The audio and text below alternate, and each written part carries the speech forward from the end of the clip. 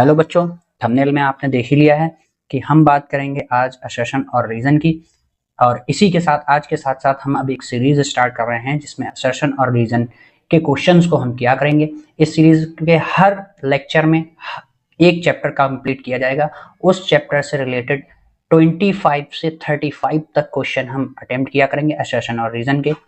Assertion और reason में बच्चे क्या गलतियां करते हैं, कॉन्सेप्ट्स क्लियर होने के बावजूद भी हम ऑप्शंस को चूज करने में गलती कर देते हैं। ये सारे डाउट्स हम आगे चलकर सीखेंगे। जैसे जैसे हम आगे बढ़ते जाएंगे हम इन चीजों में परफेक्ट होते जाएंगे। तो मेरे साथ बस आप इस चीज की प्रैक्टिस करेंगे। तो मेरा नाम है इल्हाम अंसारी, मैं 11 to 8 क्लास के बच्चों के लिए पढ़ाता हूँ फिजिक्स। तो चलिए स्टार्ट करते हैं इसी के साथ अपने इस लेक्चर को। तो हम क्या करेंगे, पहले तो मैं थोड़ा सा आइडिया दे देता हूँ कि हम अप्रोच क्या रखेंगे। बच्चे क्या गलती करते हैं, बच्चे गलतियां ये करते हैं कि असर्शन और रीजन में जो ऑप्शन चूज करने के लिए होता है उसको, तो पहले तो हमें ध्यान रखना है कि हमारे पास जो असर्शन दिया होगा और जो रीजन दिया होगा उसको हम पहले रीड करेंगे। पहले हम ये देखेंगे कि असर्शन में कही गई बात ठीक है या गलत है। पहले हम बस यही देखेंगे, इट इज करेक्ट और इनकरेक्ट। फिर हम देखेंगे कि रीजन हमारा करेक्ट है या इनकरेक्ट है। फिर हमारा क्या होगा, अगर हमारे असर्शन और रीजन दोनों करेक्ट हैं या एक करेक्ट है और इनकरेक्ट है, फिर इस चीज का कॉम्बिनेशन बना के हम ऑप्शंस को चूज करेंगे। फिर दूसरी चीज ये आती है कि अभी हम ये चूज नहीं करेंगे कि इसकी एक्सप्लेनेशन है या नहीं है। पहले हम ये देखेंगे करेक्ट और इनकरेक्ट कौन से हैं, क्योंकि यही सबसे बड़ा रोल होता है कि बच्चे इनकरेक्ट को भी करेक्ट कर देते हैं। तो बस इन चीजों के लिए हमें चाहिए कॉन्सेप्ट की क्लियरिटी। चैप्टर हमने पहले से पढ़ रखा हो, तो मैं उम्मीद करता हूं आप ये जो लेक्चर देख रहे हो, इस लेक्चर में आगे बढ़ने से पहले आपका ये चैप्टर एक बार रिवीजन करा हुआ होना चाहिए। आपके कॉन्सेप्ट्स 70% इस चैप्टर से क्लियर होने चाहिए, तभी आप असर्शन और रीजन सही से लगा सकते हैं। तो चलिए शुरू करते हैं। पहले हम करेंगे करेक्ट और इनकरेक्ट की पहचान, फिर उसके बाद करेंगे कि रीजन असर्शन की सही एक्सप्लेनेशन करता है या नहीं करता है।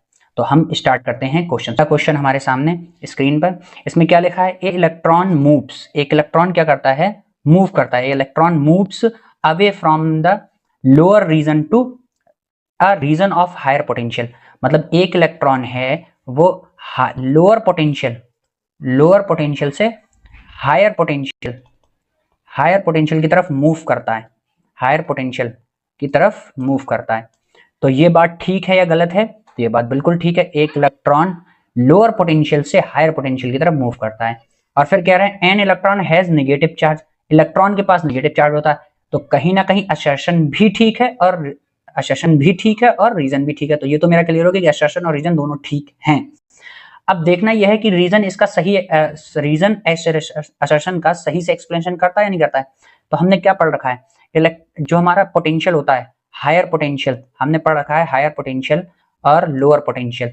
हायर पोटेंशियल से लोअर पोटेंशियल की तरफ पॉजिटिव चार्ज जाता है। पॉजिटिव चार्ज कहां से कहां जाता है, हायर पोटेंशियल से लोअर पोटेंशियल। और जो नेगेटिव चार्ज होता है वो हमारा कहां से कहां जाता है, नेगेटिव चार्ज हमारा लोअर पोटेंशियल से हायर पोटेंशियल। तो इलेक्ट्रॉन पे नेगेटिव चार्ज होने की वजह से ही वो कहां से कहां जा रहा है, लोअर पोटेंशियल से हायर पोटेंशियल। इसका मतलब इट इज क्लियर हुआ कि जो हमारा इलेक्ट्रॉन इस पे नेगेटिव चार्ज होने की वजह से वो हमारा higher potential to lower potential से हायर पोटेंशियल।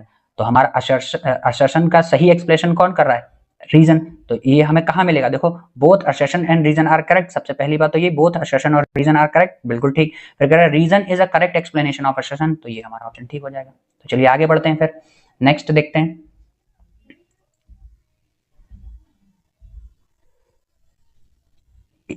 असर्शन और रीजन का नेक्स्ट क्वेश्चन क्या है, कह रहे हैं कि metallic shield in the form of hollow shell. जो हॉलो सेल है, उस मेटेलिक सेल की जो हॉलो सेल है उसको हम यूज कर सकते हैं बुल्ट टू ब्लॉक। उसको बनाया गया है किसके लिए, एन इलेक्ट्रिक फील्ड को ब्लॉक करने के लिए। तो इलेक्ट्रिक फील्ड अगर हमें किसी रीजन में, मतलब हमें अगर इलेक्ट्रिक फील्ड किसी रीजन में नहीं चाहिए तो हम उसको किससे ब्लॉक कर दें, एक इलेक्ट्रिक कंडक्टिंग सेल से सील्ड कर दें, पैक कर दें, ब्लॉक कर दें। तो हमारी इलेक्ट्रिक फील्ड अंदर कोई भी इंपैक्ट नहीं डालेगी। अगर बाहर हम कोई इलेक्ट्रिक फील्ड लगाते हैं तो अंदर इसका कोई भी इंपैक्ट नहीं पड़ेगा। ये हमने इलेक्ट्रोस्टैटिक शील्डिंग में पढ़ा है। क्यों अब पढ़ा है, ठीक है, तो इसका मतलब ये तो बात ठीक है। तो अब फिर पढ़ते हैं रीजन ठीक है या गलत है। तो इन अ हॉलो स्फेरिकल सेल, अगर कोई हॉलो स्फेरिकल सेल है या कैविटी है, the electric field inside it is zero. इसके अंदर इलेक्ट्रिक फील्ड क्या होता है, जीरो, बिल्कुल ठीक है। हमने ये भी पढ़ रखा है कि कैविटी के अंदर जो है वो इलेक्ट्रिक फील्ड क्या होता है, जीरो होता है। तो इसी वजह से ही तो इसका हम किसके लिए यूज करते हैं, इलेक्ट्रोस्टैटिक शील्डिंग के लिए यूज करते हैं, ये हमने पढ़ा रखा है। तो कहीं ना कहीं रीजन भी हमारा ठीक है, असर्शन भी ठीक है, और असर्शन की सही एक्सप्लेनेशन रीजन कर रहा है, तो ऑप्शन ए ठीक है। चलिए नेक्स्ट देखते हैं। Electric field lines of force never cross each other, बिल्कुल ठीक है। इलेक्ट्रिक फील्ड लाइंस जो हैं वो कभी भी एक दूसरे को क्रॉस नहीं करती हैं, ये ठीक है। फिर क्या कह रहे हैं, रीजन क्या है, इलेक्ट्रिक फील्ड एट, पहले ये देखो रीजन ठीक है या गलत है, तो ये एक्सप्लेनेशन उसकी करता है या नहीं करता वो अभी रुक के देखेंगे। पहले ये देखो बातें दोनों ठीक हैं या गलत है, इनमें से कोई है। तो electric field at a point superimpose to give one resultant electric field, मतलब जो इलेक्ट्रिक फील्ड है, मतलब अगर क्या है, इस पे एक इलेक्ट्रिक फील्ड इधर लग रहा है और एक इलेक्ट्रिक फील्ड इस पॉइंट पे इधर लग रहा है, एट ए पॉइंट ये सुपर इम्पोज है कि एक रिजल्टेंट देती है, तो ये भी बात ठीक है। तो अब ये भी बात ठीक है, बात ये ठीक है, लेकिन अब कोई इलेक्ट्रिक फील्ड लाइंस इंटरसेक्ट क्यों नहीं करती हैं, वाई, तो क्यों नहीं करती, इसका रीजन ये थोड़ी नहीं है कि वो एक दूसरे को सुपर इम्पोज करती हैं, सुपर इम्पोज करके एक रिजल्टेंट देती है, ये इसका एक्सप्लेनेशन थोड़ी ना है। हाँ, इलेक्ट्रिक फील्ड लाइंस एक दूसरे को इसलिए इंटरसेक्ट नहीं करती हैं क्योंकि वो उस पॉइंट पे दो इलेक्ट्रिक फील्ड्स को शो करेंगी, इसलिए दो इलेक्ट्रिक फील्ड लाइंस नहीं हो सकती हैं, तो ये इसका एक्सप्लेनेशन नहीं करता है। Both assertion and reason are correct, B वाला ऑप्शन देखिए, बट रीजन जो है it not correct explanation of assertion, तो ये बात हमारी ठीक है। तो इस तरह से हमें चलना है। नेक्स्ट क्वेश्चन, आप धीरे धीरे परफेक्ट हो जाएंगे, आप अब भी आराम से जिस तरह से मैं अप्रोच आपको सिखा रहा हूं आप इसको करते जाइए, इस अप्रोच को ध्यान रखते हुए, बस आपके कॉन्सेप्ट क्लियर होने चाहिए, आप भी लगाने लगेंगे। तो चलिए आगे बढ़ते हैं इसी के साथ बच्चे। Coulomb's force is dominating force, Coulomb's force जो है वो डोमिनेटिंग फोर्स है, ये कह रहे हैं कि जो कूलम्ब फोर्स है वो डोमिनेटिंग फोर्स है इन द यूनिवर्स, यूनिवर्स में, मतलब यूनिवर्स में ये लगभग हर जगह का वर्क करता है, इसका कहने का मतलब है यूनिवर्स में डोमिनेटिंग मतलब ये मिल जाता है हर जगह, तो जहां भी आपके चार्ज पार्टिकल होंगे वहां कूलम्ब्स फोर्स मिलेगा, और यूनिवर्स में सभी एटम इलेक्ट्रॉन और प्रोटॉन से तो मिलके बने ही हैं, तो इन चार्ज मिलेगा ही हर जगह यूनिवर्स में, जहां चार्ज मिलेगा वहां ये फोर्स मिलेगा, तो ये बात भी ठीक है। फिर कह रहे हैं the Coulomb's force is weaker then the gravitational force, ये कह रहे हैं जो कूलम्ब्स फोर्स है इट इज, जो कूलम्ब्स फोर्स है it is weaker then gravitational force, तो ये बात इनकी हमें नहीं जची, अब गलत है, ये बात ठीक है। तो ऐसा ऑप्शन चूज करो जिसमें, अब जब ये इसकी बात ही ठीक नहीं है तो इसका एक्सप्लेनेशन कहां से कर देगा, है नहीं। तो चलिए, तो इसमें हमारा कौन सा ठीक हो जाएगा, ऑप्शन सी, कि क्या है, assertion is correct, reason is incorrect. तो चलिए आगे बढ़ते हैं।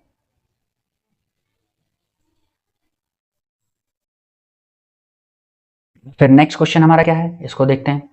कह रहे हैं in cavity within a conductor, एक कैविटी, कंडक्टर के अंदर जो कैविटी, मान लो ये कोई कंडक्टर है, ये हमारा कोई कंडक्टर है, इसके अंदर कोई कैविटी है, इस कैविटी में कह रहे हैं इलेक्ट्रिक फील्ड 0 होता है, वेरी गुड, ये तो होता है, ये भी तो जो पीछे पढ़ा था हमने, charge in a conductor resides only its surface, और चार्ज इस पे कहां रिसाइड्स हो जाता है, ओनली इसके सरफेस पे, और किसी भी मतलब अगर हमने इसको चार्ज दिया तो इसके अंदर इलेक्ट्रिक फील्ड कैविटी में क्यों 0 होता है, क्योंकि जो चार्ज रिसाइड होता है वो इसके सरफेस पे हो जाता है, तो इस वजह से ही, तो इसका मतलब असर्शन ये भी बात ठीक है, चार्ज अगर हम किसी कंडक्टर को वो उसके सरफेस पर रिसाइड होता है, ये भी बात ठीक है, और इसी वजह से कहीं ना कहीं अंदर क्या रहता है इलेक्ट्रिक, जब अंदर कोई चार्ज इन रिसाइड्स, अंदर कोई चार्ज, इसके सरफेस पे कोई चार्ज रिसाइड ही नहीं हो रहा है, तो अंदर इलेक्ट्रिक फील्ड आएगा कहां से, तो इसी वजह से कैविटी के अंदर इलेक्ट्रिक फील्ड भी 0 होता है, तो इसका सही एक्सप्लेनेशन कर रहा है, तो रीजन असर्शन का सही एक्सप्लेनेशन भी कर रहा है और ये दोनों ठीक भी हैं, तो कहीं ना कहीं ऑप्शन ए कि both assertion and reason correct, और reason is a correct explanation of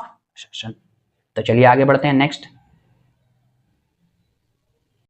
फिर क्या है हमारे पास क्वेश्चन, क्या कह रहे हैं, when a body are charge, जब एक बॉडी को क्या करा जाता है, चार्ज करा जाता है, थ्रो फ्रिक्शन, फ्रिक्शन के through, there is a transfer of electric charge, तो वहां क्या होता है, एक इलेक्ट्रिक चार्ज का ट्रांसफर होता है, one body to another body, but no creation of destruction of charge, मतलब जब हम एक बॉडी को दूसरी बॉडी से फ्रिक्शन मतलब रगड़ करके क्या करते हैं, फ्रिक्शन के थ्रू अगर हम क्या करते हैं, चार्ज करते हैं, तो बात ठीक है, यहां से यहां कुछ इलेक्ट्रॉन जाते हैं, इलेक्ट्रॉन जाने से ही क्या होता है, इसके इलेक्ट्रॉन यहां से यहां जाएंगे, वही चार्ज लेके जाएंगे, कोई नए चार्ज का क्रिएशन नहीं होता है, तो बात ठीक है। फिर क्या है, this follow from conservation of electric charge, हाँ ठीक है, ये law of conservation of charge, law of conservation, law of charge को भी फॉलो करते हैं, इसी वजह से तो कि यहाँ का चार्ज यहाँ जाता है, न्यू चार्ज कोई क्रिएट नहीं होता है, तो ये भी ठीक है, और इसी वजह से यहाँ के चार्ज यहाँ जा रहे हैं और नया चार्ज क्रिएट भी नहीं हो रहा, क्योंकि ये लॉ को फॉलो कर रहे हैं, तो ये इसका क्या है, सही एक्सप्लेनेशन है। तो 6 वाले में हमारा कौन सा ऑप्शन, कि ये दोनों करेक्ट भी हैं और ये रीजन असर्शन का सही एक्सप्लेनेशन भी है। तो ठीक है, फिर आगे बढ़ते हैं।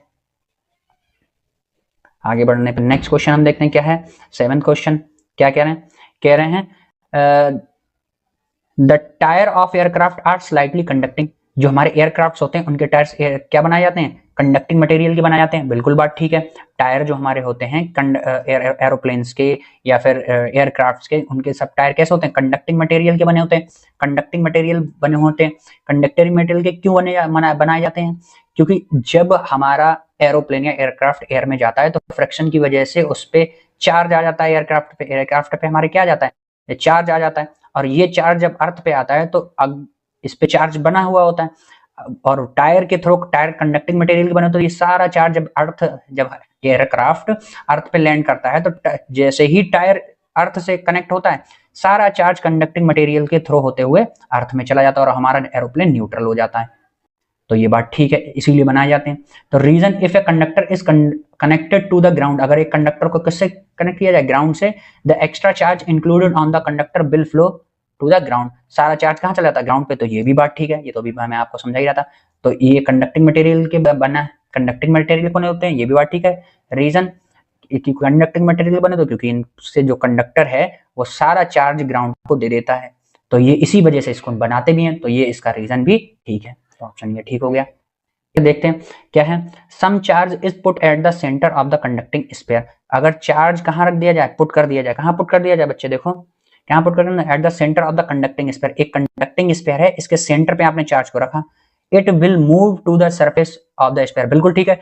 किसी भी कंडक्टर के ऊपर अगर आप कंडक्टर के सेंटर पे चार्ज देते हैं तो कंडक्टिंग मटेरियल में सारा चार्ज कहाँ रिसाइड हो जाता है, उसके सरफेस पे। तो ये बात ठीक है, कह रहे सरफेस पे चला जाएगा।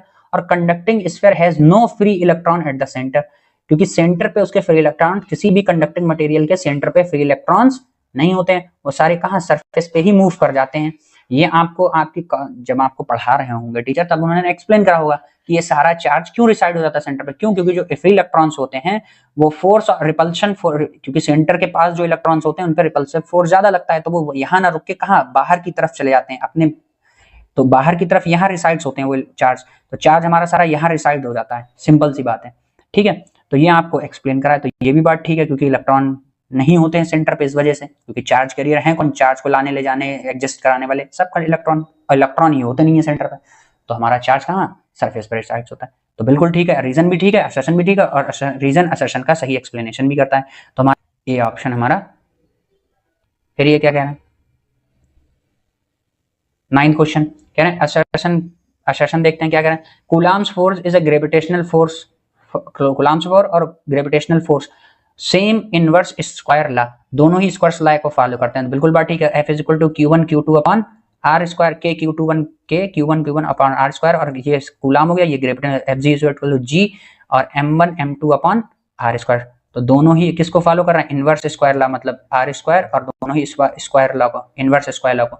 Both law are same in all aspect, ये बात गलत है। सेम कैसे होते हैं ऑल एस्पेक्ट में, भाई सेम हो ही नहीं सकते।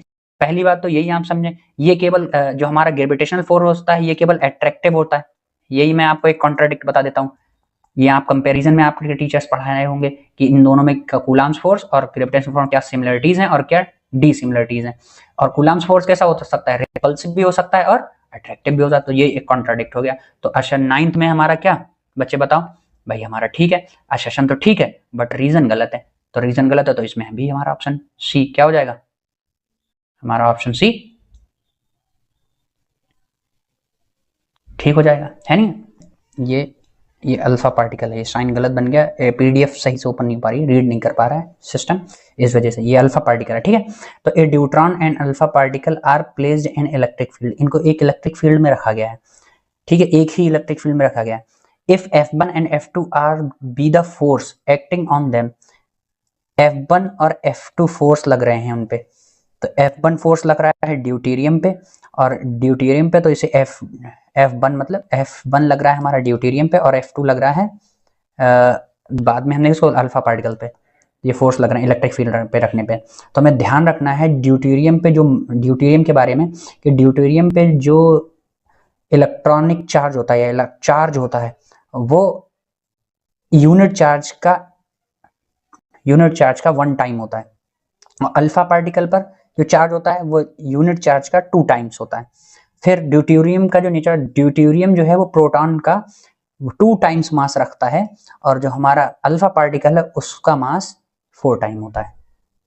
ठीक है, तो चलिए अब देखते हैं। अब हमसे ये कह रहा है, तो इस वजह से अगर हम इन्हें सेम इलेक्ट्रिक फील्ड में लगेंगे तो F1 पे लगने वाला फोर्स, मतलब ड्यूटेरियम पे लगने वाला फोर्स FD, अब जिसको मैं लिख देता हूँ, इन्होंने F1 बोला, मैं इसको FD, ये फोर्स कितना होगा भाई, चार्ज की अमाउंट और इलेक्ट्रिक फील्ड हमने फार्मूला पढ़ रखा है, F is equal to Q into E, उससे इस पे लगने वाला फोर्स ड्यूटेरियम पे, और अल्फा पार्टिकल पे लगने वाला फोर्स कितना हो जाएगा 2E इंटू E। तो हम यहाँ से क्या देख पा रहे हैं कि इन दोनों पे लगने वाला जो इलेक्ट्रिक फोर्स है वो तो सेम नहीं है। It's mean alpha is not FD is not, F1 is not equal to F2। ये क्लियर हो गया, यहाँ से देख सक रहे हैं हम कि ड्यूटेरियम पे लगने वाला फोर्स अल्फा पार्टिकल पे लगने वाला फोर्स सेम नहीं है। लेकिन फिर वो कह रहा है कि इनका एक्सीलरेशन सेम है। एक्सीलरेशन सेम है तो एक्सीलरेशन कैसे निकालेंगे? आपको पता है F1 जो है हमारा ड्यूटेरियम पे लगने वाला फोर्स, ये हमारा हो गया E, ठीक है, और F1 क्या होता है, मास इंटू एक्सीलरेशन, तो एक्सीलरेशन है A1, और ड्यूटेरियम पे मास कितना है, मान लेते हैं M। तो ये हो गया हमारा, यहाँ से A1 कितना निकल के आ रहा है, A1 is equal to A1, यहाँ से हमारा A1 निकला, A1 is equal to E upon M, ये हमारा A1, और A2 कितना निकल के आ रहा है, इसी तरह से अगर हम A2 निकालें तो हमारा F अल्फा जिसको बोल रहे हैं F2 is equal to 2E, और यहां से हो जाएगा MA। अब हमारा जो मास है वो कितना है अल्फा पार्टिकल का 4, सॉरी यहाँ हम 2 रखेंगे क्योंकि मास 2 टाइम्स था, तो 2, ये तो इसको आगे बढ़ेंगे तो ये 4 इज इक्वल टू 2EE। तो यहां से A1 हमारा कितना आएगा, A2 कितना आएगा, A2 is equal to 2EE upon 4M, 2 से 2 डिवाइड हो गया, तो ये हमारा A2 भी कितना आया, A2 भी हमारा आया है 2E, वो सॉरी 2 तो कट गया, तो E अपॉन 2M। तो A1 और A2 हमारे सेम आए, तो ये बात ठीक है, तो इनकी ये बात तो ठीक है। Force will be the same in electric field, force same नहीं है, अभी हमने क्या देखा, फोर्स सेम नहीं है, ये वाली, इसका मतलब ये वाली बात तो ठीक है बट ये वाली बात ठीक नहीं है। तो हमारा ऑप्शन कौन सा ठीक हो जाएगा, सी, की असर्शन तो ठीक है बट रीजन ठीक नहीं है। नेक्स्ट क्वेश्चन क्या कह रहे हैं, the property of that force with which to charge attract repel and each other are not affected by the presence of third charge, कि दो चार्जेस हैं उनके बीच, दो चार्जेस हैं, एक मिनट बच्चा, सॉरी एक मिनट, कि हमारे दो चार्जेस हैं, अगर उनके बीच, इनके बीच लगने वाला फोर्स जो है, एक F1 है, F12 या F21, ये इन पे कोई फर्क नहीं पड़ेगा, इसके थ्रू इस पे लगने वाले फोर्स और इसके थ्रू इस पे लगने वाले फोर्स पे कोई इफेक्ट नहीं पड़ेगा अगर हम कोई थर्ड पार्टी चार्ज Q3 यहाँ ले आए। तो ये बात हमने पढ़ चुके हैं प्रॉपर्टी में, कूलम्ब्स फोर्स की प्रॉपर्टीज में, है ना, ये लिमिटेशंस में, और तो ये बात ठीक है। फिर क्या कह रहा है, कह रहा है force on any charge due to a number of charge is vector sum of all the forces on that charge due to other charges. मतलब अगर हमें यहाँ पे इस पे फोर्स निकालना है तो जितने भी इसके सराउंडेड सारे चार्जेस हैं, इन सब पे लगने वाला फोर्स, इस पे लगने वाला फोर्स, इन सब का क्या होगा, रिजल्टेंट या वेक्टर सम होगा, वेक्टर सम ऑफ ऑल। तो ये भी बात ठीक है, ठीक है। अब हमें ये चेक करना है कि ये रीजन इसका असर्शन का सही एक्सप्लेनेशन है या नहीं है। तो किसी चार्ज पे लगने वाले, किन्हीं दो चार्जेस के बीच लगने वाला फोर्स थर्ड पार्ट चार्ज से अफेक्ट नहीं होगा, इसका रीजन वेक्टर सम नहीं है, कि वेक्टर सम तो और क्या करता है, सारे फोर्सेस को इकट्ठा कर देता है, उनका वेक्टर सम क्या करता है, सारे चार्जेस के रिजल्टेंट बना के एक यूनिक डायरेक्शन में दे देता है। जबकि यहाँ क्या है, असर्शन में कह रहा है कि तीसरे चार्ज से इफेक्ट नहीं होगा। तो ये कूलम्ब्स फोर्स की प्रॉपर्टी है और ये उसका वेक्टर सम प्रॉपर्टी है, तो ये दोनों ही अलग बात है। तो बात दोनों ठीक है बट ये इसका एक्सप्लेनेशन नहीं करता। तो हमारा इसमें ऑप्शन कौन सा ठीक हो जाएगा, बी, कि वो दोनों ठीक है लेकिन रीजन उसको एक्सप्लेन नहीं करता। ठीक है, फिर आगे बढ़ते हैं। नेक्स्ट क्वेश्चन क्या कह रहा है, कह रहा है metallic shield in the form of hollow shell may be build to block an electric field. ये भी देखिए क्वेश्चन रिपीट हो गया, ये हम पीछे भी कर चुके हैं, है ना, 14 पीछे हम ये क्वेश्चन कर चुके हैं। आगे बढ़ते हैं, फिर क्या कह रहा है, कह रहा है कह रहा है a point charge is brought in an electric field, electric field में एक चार्ज को हम लेके आए, the field at a nearby point will increases, electric field बढ़ेगी और डिक्रीज करेगी depending on the nature of charge. आप एक इलेक्ट्रिक फील्ड में एक चार्ज को लेके आए हैं, एक आप चार्ज को लेकर के आए हैं, अब आप चार्ज लेकर आए हैं, अब ये चार्ज मान लो क्या है, पॉजिटिव है नेगेटिव है मुझे नहीं पता, वो कह रहा है इंक्रीज, अब ये इसके, अब इस इलेक्ट्रिक फील्ड में कोई पॉइंट है यहाँ पे इलेक्ट्रिक फील्ड बढ़ेगी या कम होगी depending on the nature of charge, charge पे डिपेंड कर रही है। तो जरा आप सोचिए, मान लीजिए अभी आप चार्ज लेके नहीं आए, आप चार्ज लेके नहीं आए, तो यहाँ मान लीजिए इलेक्ट्रिक फील्ड ई है, इस पॉइंट पे होगी, पर आप यहाँ एक चार्ज क्यों ले आए, अगर आप पॉजिटिव चार्ज लाए हैं तो इलेक्ट्रिक फील्ड और क्या हो जाएगी, इंक्रीज हो जाएगी, और अगर आप नेगेटिव चार्ज लाए होते तो ये इलेक्ट्रिक फील्ड अपोजिटली, ये इसकी, इस जो नेगेटिव चार्ज लाए उसकी अपोजिट होती, और जो पहले से थी वो पहले, तो एक दूसरे को क्या करते, कैंसिल आउट करते, कैंसिल आउट मतलब कंप्लीटली नहीं करते बट बीक कर देता ना उसको, तो पी पे बीक हो जाती, नेगेटिव चार्ज होने से बीक हो जाती और पॉजिटिव चार्ज होने से पी पे इंक्रीज हो जाती। तो ये तो बात ठीक है, फिर क्या कहते हैं, तो ये एसोसिएशन ठीक होगा, रीजन चेक करते हैं, the electric field is independent of nature of charge. भाई electric field independent of nature of charge, ये तो कभी होता ही नहीं है भाई, अगर पॉजिटिव चार्ज है तो इलेक्ट्रिक फील्ड क्या होगी, अवे फ्रॉम दिस होगी, और अगर नेगेटिव चार्ज है तो इसकी तरफ होगी, टुवर्ड द चार्ज होगी। तो भाई डिपेंड तो करता है नेचर पे, चार्ज के नेचर पर डिपेंड तो करता है, तो ये बात तो बिल्कुल गलत हो गई, तो ये इसका मतलब हमारा सी ऑप्शन इसमें ठीक रहेगा, क्योंकि एसोसिएशन तो ठीक है बट रीजन इनकरेक्ट है, एक्सप्लेनेशन की फिर तो बात ही नहीं आती। चलिए अगला देखते हैं, नेक्स्ट क्या है, क्या कह रहे हैं, कह रहे हैं consider to identical charge place distance 2d apart, ठीक है, ये दिखा दिया भी है फिगर में, along X axis the equilibrium of positive charge at point O, मतलब ओ पर यह इक्विलिब्रियम पे रखा हुआ है हमारा ये चार्ज, ठीक है, यूनिट और टेस्ट चार्ज रखा है हमने यहाँ ये चार्ज तो क्यू क्यू है, लेकिन यहाँ हमारा टेस्ट चार्ज है, test charge means Q E या यूनिट चार्ज इसको बोलते हैं, मिडवे में रखा है, them is stable for displacement along X axis, मतलब एक्स एक्सिस के अलोंग ये इक्विलिब्रियम में, की इक्विलिब्रियम में, ना ही ये इधर जा रहा है, ना ही ये इधर जा रहा है, ना ही इधर जा रहा है, इक्विलिब्रियम में है। तो आप देखिए भाई सेम चार्ज से सेम पॉजिटिव, दोनों पॉजिटिव हैं, तो ये चार्ज जितना इस पे फोर्स लगाएगा इस डायरेक्शन में, ये भाई रिपल्सिव होगा क्योंकि टेस्ट चार्ज भी पॉजिटिव होता है, तो ये भी पॉजिटिव, तो पॉजिटिव चार्ज इस पे, ये वाला चार्ज इस पे इस डायरेक्शन में लगाएगा और ये वाला चार्ज इस पे इस डायरेक्शन में लगाएगा, और दोनों ही इक्वल होंगे, सेम बिल्कुल मिड में रखा है, तो डिस्टेंस भी सेम, अमाउंट ऑफ चार्जेस भी सेम, इस वजह से दोनों ही अपोजिट और इक्वल फोर्सेस लगेंगे, तो ना ही ये इधर जाएगा ना ये, तो कैंसिल आउट होकर यहाँ ये न्यूट्रल पॉइंट पे होगा, इस पर कोई भी फोर्स वर्क नहीं कर रहा होगा, तो ये तो बात ठीक है कि ये स्टेबल होगा। फिर कह रहे हैं रीजन क्या है, पहले तो चेक करो रीजन क्या है, अभी ये मत करो ये उसका रीजन है या नहीं है, एक्सप्लेन कर रहा है नहीं, आप ये चीज देखो, बात लिखी ठीक है या गलत, तो force on test charge is zero, ये भी बात ठीक है, force on test charge zero होगी, तो देखो वो ये, अब ये भी बात ठीक है, फोर्स जीरो होगी, अब ये इस यहाँ क्या है, स्टेबल है, फोर्स जीरो है, यहाँ फोर्स जीरो है इस वजह से ये स्टेबल है, ये बात बिल्कुल ठीक नहीं है, फोर्स जीरो है इस वजह से नहीं, फोर्स तो और भी रीजन हो सकते थे जीरो होने के, फोर्स जीरो होने के और भी रीजन हो सकते थे, लेकिन स्टेबल होने का रीजन फोर्स जीरो होने से नहीं है, स्टेबल इसलिए है क्योंकि अगर आप इसको आगे बढ़ाएंगे तो ये उस पर जितना आप इसको इधर बढ़ाएंगे, अगर ये इधर आप इसको लेके जा रहे हैं तो उतना ही ये ज्यादा अपोज करेगा, तो ये फिर से यहीं आ जाएगा, तो स्टेबल होने का रीजन ये है कि इस पे अपोजिट फोर्स लग रहे हैं, इस वजह से ये स्टेबल है, ठीक है, तो ये रीजन इसका सही, एसोसिएशन रीजन ठीक है बट एक्सप्लेनेशन ठीक नहीं है। फिर आगे बढ़ते हैं,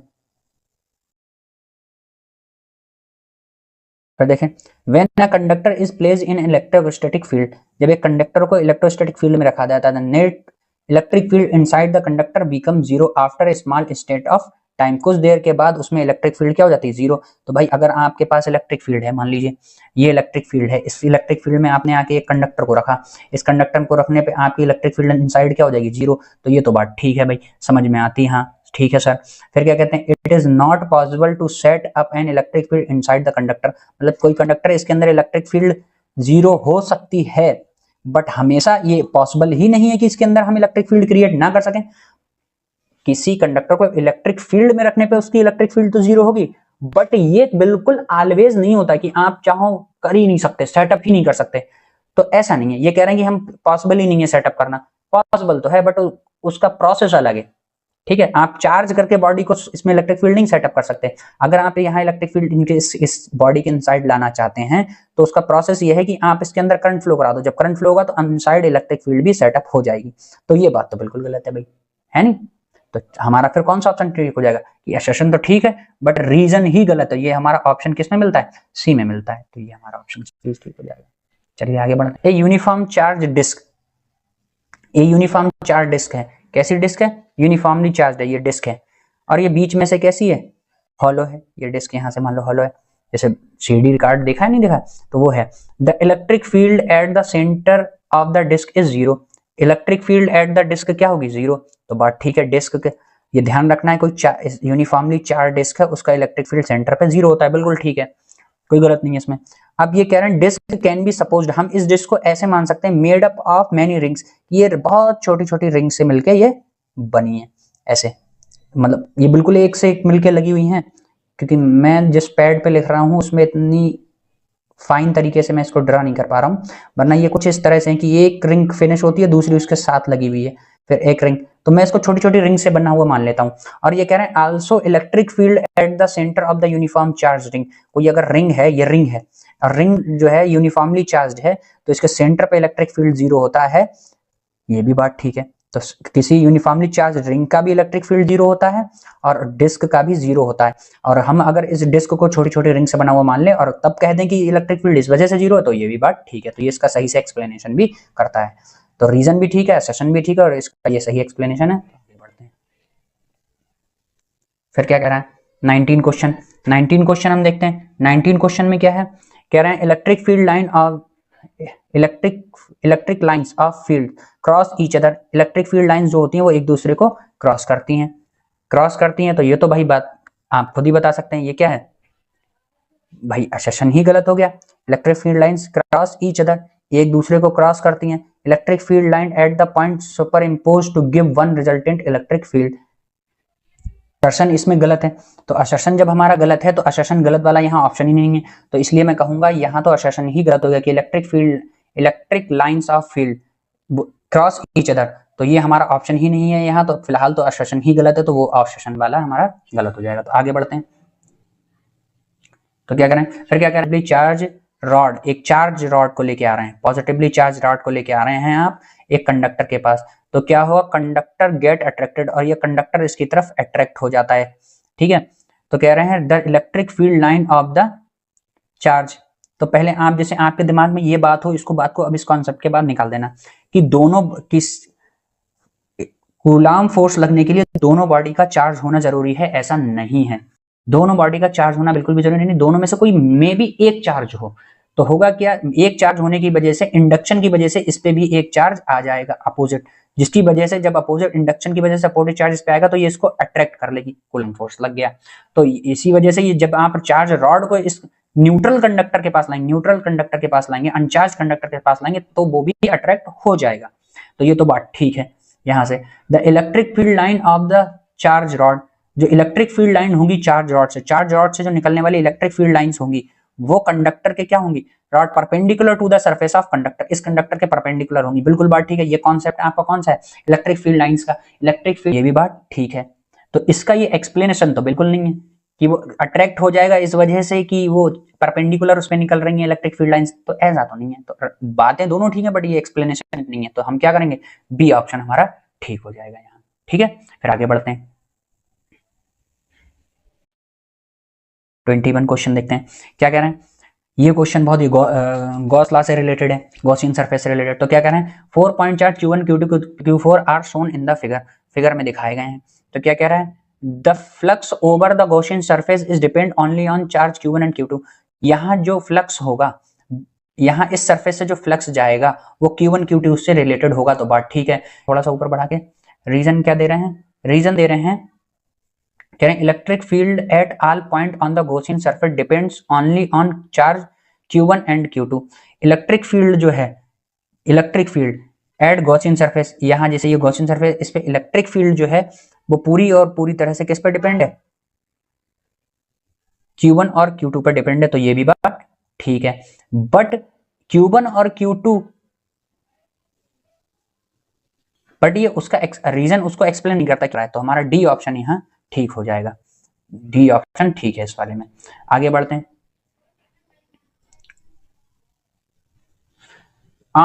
on disturbing an electric dipole in stable equilibrium, stable equilibrium में अगर कोई हमारा क्या रखा है इलेक्ट्रिक डाइपोल, उसको हम डिस्टर्ब कर दें, मान लो ये इलेक्ट्रिक फील्ड में अभी कैसा रखा है, स्टेबल रखा है, ये एक इलेक्ट्रिक फील्ड है इसमें ये स्टेबल रखा है अभी, ठीक है, और इसको हम डिस्टर्ब कर दें, इसको क्या करते हैं डिस्टर्ब, तो ये दोबारा से क्या करते हैं it return back in stable equilibrium. बात ठीक है, किसी ये बिल्कुल बात ठीक है, आपके टीचर्स ने पढ़ाया होगा। स्टेबल क्या होता है कि अगर इलेक्ट्रिक फील्ड में डाइपोल हमारा पैरेलल रखा तो वो स्टेबल इक्विलिब्रियम में है, तो अगर हम इसको डिस्टर्ब करेंगे तो एक इस पे फोर्स लगेगा और वो एज अ टॉर्क वर्क करेगा, और टॉर्क क्रिएट करने से वो फिर दोबारा से इसको अपनी स्टेबल पोजीशन में ले आएगा।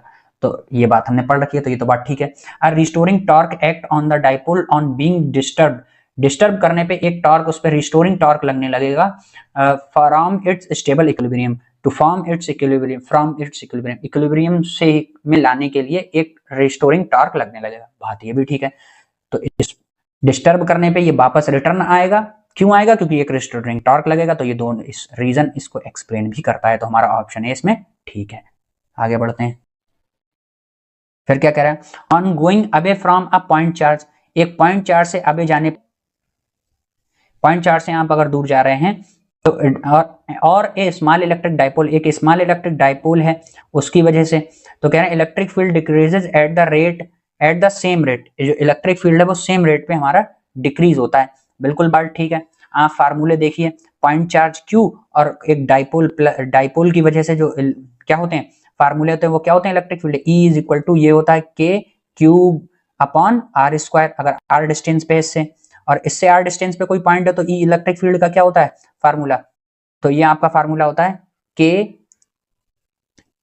पी अपॉन आर स्क्वायर, ये होता है K two P upon R square. तो आपने ये पढ़ रखा है, तो ये आपने जब पढ़ रखा है तो ये आपका आर स्क्वायर, तो दोनों ही क्या होते हैं सेम रेट से, क्योंकि दोनों में अपॉन में आर स्क्वायर, तो सेम रेट से आप जितना दूर जाएंगे सेम रेट से ही दोनों की इलेक्ट्रिक फील्ड कम होगी, सेम रेट से। तो इलेक्ट्रिक फील्ड, ये बात तो ठीक हो गई। तो कह रहे हैं electric field is inversely proportional to the square of distance from the charge on a electric dipole, जो इनवर्सली प्रोपोर्शनल होती है, ये इनवर्सली प्रोपोर्शनल होती है, ये बात भी हमारी ठीक है भाई, है कि नहीं है, इनवर्सली प्रोपोर्शनल होती है इलेक्ट्रिक फील्ड स्क्वायर के डिस्टेंस के, तो ये भी बात भी ठीक है।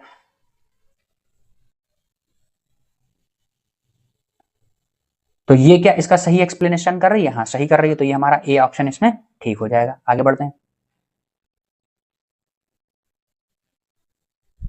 क्या कह रहे हैं, कह रहे हैं the electric flux of the electric field, जो इलेक्ट्रिक फ्लक्स है किसका इलेक्ट्रिक फील्ड का, दैट इज ये क्या है is zero, electric flux of the electric field is zero, the electric field is zero everywhere on the surface. अगर हमारा ये वाला रिलेशन कहीं पे क्या होता है, जैसे कि whole integration of electric field with respect to area, अगर ये जीरो आ रहा है इट्स मीन कि यहाँ पे इलेक्ट्रिक फील्ड जीरो होगा, तो ये बात इलेक्ट्रिक फील्ड से जीरो होगा, ये बात तो ठीक है। फिर कहना था charge inside the surface is zero, तो आपने पढ़ रखा है होल इलेक्ट्रिक फील्ड का सरफेस के करस्पॉन्डिंग जो फ्लक्स होता है ये किसको रिप्रेजेंट करता है, फ्लक्स को रिप्रेजेंट करता है, तो फ्लक्स भी यहाँ जीरो है, तो फ्लक्स तो जीरो है ही है, ठीक है, फ्लक्स भी जीरो, इलेक्ट्रिक फील्ड भी जीरो, और फ्लक्स जीरो इसका मतलब क्या है, ये enclosed charge upon epsilon not, तो इनक्लोज चार्ज जब ये फ्लक्स ही हमारा ये जीरो है तो हमारा फ्लक्स भी जीरो, जब फ्लक्स जीरो तो अपॉन एप्सिलॉन, तो यहाँ चार्ज भी इनक्लोज, चार्ज भी कितना रहा जीरो, तो चार्ज भी इनक्लोज नहीं है, ये बात भी ठीक है। तो ये हमारे दो ऑप्शन ठीक हुए, बट यहाँ हमारा फ्लक्स जीरो है, इस बात मतलब यहाँ चार्ज इनसाइड जीरो है, चार्ज हमारा इनसाइड जीरो है, तो हमारा फ्लक्स है इलेक्ट्रिक, जो फ्लक्स है ऑफ द इलेक्ट्रिक फील्ड है इज जीरो, वो भी क्या है जीरो है द इलेक्ट्रिक फील्ड, तो ये हमारा इसको एक्सप्लेन, क्योंकि इनक्लोज चार्ज जीरो है, charge inside the surface zero, इस वजह से इलेक्ट्रिक फ्लक्स भी जीरो है, तो ये इसको एक्सप्लेन भी करता है, तो हमारा ए ऑप्शन यहाँ ठीक हो जाएगा। चलिए आगे बढ़ते हैं, क्वेश्चन एक बार पढ़ लेते हैं। On moving the distance two times the initial distance away from an initial infinite long straight uniformly charged wire the electric field reduced to 1/3 of its initial value। मान लीजिए कोई एक ये हमारे पास चार्ज्ड इनफाइनाइट वायर है, इससे एक distance थी पहले r थी आपकी, लेकिन अब आपने इसकी डिस्टेंस को पहले से 2 टाइम्स बढ़ा दिया, तो पहले तो r थी 2 टाइम्स और बढ़ा दिया, तो इट्स मीन पहले r थी 2 टाइम्स और बढ़ा दिया, तो अब ये हो गई टोटल 3r। तो कह रहे हैं, क्या कह रहे हैं, the electric field reduce to 1/3। तो आपको पता है, आपने फार्मूला क्या पढ़ रखा है, का फार्मूला आपने क्या पढ़ा है, K2 लैम्डा अपॉन r। तो ये आपने फार्मूला पढ़ रखा है इलेक्ट्रिक फील्ड का लॉन्ग वायर के लिए, इनफाइनाइट लॉन्ग वायर के लिए। तो अगर आपकी पहले इलेक्ट्रिक फील्ड ये थी, अब आपकी 3 टाइम्स हो गई, तो अब electric field, new electric field कितनी हो जाएगी, K2 लैम्डा, चार्ज डेंसिटी वही है बट डिस्टेंस आपकी 3r हो गई। तो पहले आपकी इलेक्ट्रिक फील्ड जो थी वो 1/r के इनवर्स थी, अब आपकी इलेक्ट्रिक फील्ड वो कितनी है, 1/3r के। तो पहले से 1/3 हो गई कि नहीं हो गई, तो ये बात ठीक है। फिर कहता है electric field is inversely proportional to the distance from an infinite long wire charged wire, uniformly charged wire. Uniformly charged wire से जो इलेक्ट्रिक फील्ड होती है वो डिस्टेंस के इनवर्सली प्रोपोर्शनल होती है, तो ये भी बात ठीक है और ये इसका सही एक्सप्लेनेशन भी है। तो फिफ्थ में ये हमारा ऑप्शन ए ठीक। 26 क्वेश्चन का, no electric line of force can intersect each other. कोई भी electric field line electric force line intersect नहीं कर सकती हैं, बात ठीक है। रीजन क्या है, टेंजेंट एट एनी पॉइंट, एक किसी पॉइंट पे tangent line of the force give the direction of electric field. किसी पॉइंट पे जो आप टेंजेंट डाल रहे हो वो इलेक्ट्रिक फील्ड लाइंस को शो करती है, तो ये भी बात ठीक है। बट ये इसका एक्सप्लेनेशन है या नहीं है, इसको चेक करते हैं। तो आपने पढ़ा है दो इलेक्ट्रिक फोर्स लाइन आपस में क्यों इंटरसेक्ट नहीं करते हैं, क्योंकि उस पॉइंट पे दो टेंजेंट लाइन दो अलग अलग डायरेक्शंस को शो करेंगी, जबकि एक पॉइंट पे एक ही टेंजेंट लाइन को ड्रॉ करके हम क्या कर सकते हैं, इलेक्ट्रिक फील्ड लाइंस की डायरेक्शन को शो कर सकते हैं। तो ये इसका एक्सप्लेनेशन भी है इसी वजह से, तो ये ए ऑप्शन हमारा ठीक है। तो आगे बढ़ते हैं, प्रोटॉन एंड इलेक्ट्रॉन, एक प्रोटॉन है और एक इलेक्ट्रॉन है, प्रोटॉन है और एक इलेक्ट्रॉन पे, इन पे इलेक्ट्रिक फोर्स लग रहा है, moving in uniform electric field in same is same. ये जो इलेक्ट्रिक फील्ड है वो भी दोनों की सेम है, जो इस पे इलेक्ट्रिक फील्ड है वही इलेक्ट्रिक फील्ड इसकी है। Whereas acceleration of the electron is, electron का जो एक्सीलरेशन है वो 836 times that, the acceleration of electron times that of the proton, proton से इतना ज्यादा है। अब आप खुद बताइए, चार्ज सेम होने पर इन पर लगने वाला, ये सेम इलेक्ट्रिक फील्ड में, तो इन पर लगने वाला फोर्स भी क्या होगा, सेम होगा। फोर्स सेम है, फोर्स सेम है, मास किसका ज्यादा है, इसका ज्यादा है, मास इसका ज्यादा है, प्रोटॉन का मास ज्यादा होता है, प्रोटॉन का मास ज्यादा है, इलेक्ट्रॉन का मास कम होता है, फोर्स सेम है। तो mass into acceleration of proton, mass into mass of electron और mass of sorry acceleration of electron, तो ये दोनों इक्वल हैं। तो ये दोनों आपका, अब आप अंदाजा लगाइए यहाँ से एक्सीलरेशंस का, किसका, एक्सीलरेशंस का। तो acceleration of proton upon acceleration of electron is equal to mass of electron mass of proton. तो आप देखिए एक्सीलरेशन, भाई प्रोटॉन का मास ज्यादा होता है तो इलेक्ट्रॉन का एक्सीलरेशन ज्यादा बनेगा रेशियो से, तो हमें ये ध्यान रखना। तो ये कह भी रहे हैं कि इलेक्ट्रॉन का एक्सीलरेशन ज्यादा है, तो ये बात ठीक है। फिर कह रहे हैं electron is lighter than the proton, electron जो होता है वो हल्का होता है, तो हाँ ये बात ठीक है, इसी वजह से इसका एक्सप्लेनेशन भी है कि नहीं है। तुम्हारा ए ऑप्शन ठीक है कि इलेक्ट्रॉन जो है वो लाइटर होने की ही, इलेक्ट्रॉन क्योंकि लाइटर है इस वजह से प्रोटॉन का एक्सीलरेशन भी कम होगा और इलेक्ट्रॉन का एक्सीलरेशन ज्यादा होगा।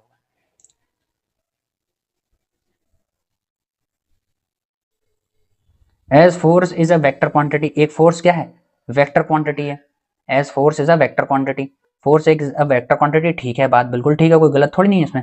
Force is a vector quantity, hence electric field intensity also a vector quantity. Force vector quantity है, इस वजह से इलेक्ट्रिक फील्ड भी वेक्टर क्वांटिटी है, बात ठीक है। चलिए कोई बात नहीं इनकी गलत है, बिल्कुल बात ये सही कह रहे हैं कि electric field force vector quantity, इस वजह से इलेक्ट्रिक फील्ड भी। तो चलिए, the unit of electric field intensity is newton per coulomb, the unit of electric field intensity newton per coulomb, ये भी बात ठीक है, न्यूटन पर कूलम होती है इलेक्ट्रिक फील्ड की इंटेंसिटी।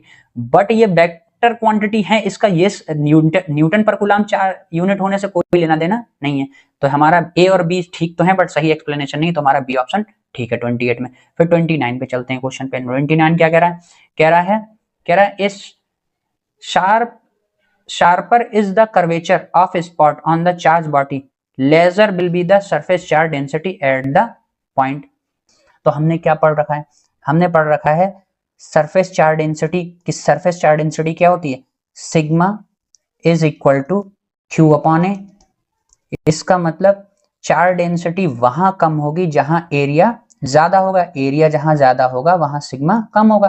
तो चलिए देखते हैं, अगर ये मेरे पास कोई शेप है ये और इससे भी शार्प शेप ये है, तो एरिया देखिए कहाँ कम है, इसकी रेडियस ज्यादा होगी, इस वाले के कंपेयर में इसकी रेडियस कम होगी, इसकी रेडियस कम होगी, इसकी रेडियस ज्यादा। तो जो शार्प कर्व होगा उसकी रेडियस कम होने की वजह से एरिया भी कम, तो एरिया कम होने की वजह से सरफेस चार्ज डेंसिटी क्या हो जाएगी, ज्यादा। तो ये कह रहा है शार्पर द कर्वेचर, जितनी कर्वेचर शार्पर है इसका मतलब वहां एरिया कम होगा। Charge body larger will be the surface charge density, वहां सरफेस चार्ज डेंसिटी भी कम होगी, जबकि हमारे अकॉर्डिंग क्या बन रही, ज्यादा। तो इसका मतलब असर्शन गलत है, तो हमारे पास असर्शन गलत होने का कोई ऑप्शन है ही नहीं। जबकि ऐसे क्वेश्चन ये जो मैंने आपको यहाँ ये जो आपको लगाया है ये मैंने सभी में कॉमन लगा दिया है, जबकि आपके क्वेश्चन के अकॉर्डिंग ही आपको असर्शन के ऑप्शंस मिलेंगे। तो आपको असर्शन यहाँ क्या टिक करना था, जो गलत है। तो गलत असर्शन वाला है ही नहीं, जो मिलता तो वो मैं टिक कर देता। फिर आगे क्या कह रहा है वो भी देख लेते हैं। रीजन क्या है, electric field is non zero inside a charge conductor. एक चार्ज कंडक्टर के अंदर जो इलेक्ट्रिक फील्ड होता है वो नॉन जीरो होता है। तो ये तो बात गलत है भाई, जीरो होता है, हम पढ़ चुके हैं। तो ये भी बात गलत है, तो दोनों ही गलत है, असर्शन रीजन दोनों गलत है। ये हमारे पास ऑप्शन है ही नहीं, होगा तो हम लगाएंगे, ठीक है। 38 क्वेश्चन इंपॉर्टेंट है और अच्छा है, इसको चलिए लगाते हैं। क्या कह रहा है, कह रहा है the surface charge density of two spherical conductor of different radii are equal. मतलब टू डिफरेंट रेडियाई के हमारे पास स्फेयर्स हैं और इनकी मान लेते हैं कैपिटल आर और इसकी और स्मॉल आर, इनकी चार्ज डेंसिटी सेम है। तो इसका मतलब चार्ज डेंसिटी का फार्मूला क्या होता है, सिग्मा अपॉन ए। तो यहाँ से इसकी सरफेस चार्ज डेंसिटी हमारा क्या हो जाएगी भाई, चार्ज मान लेते हैं दोनों पे सरफेस चार्ज डेंसिटी है, तो क्या होगा Q अपॉन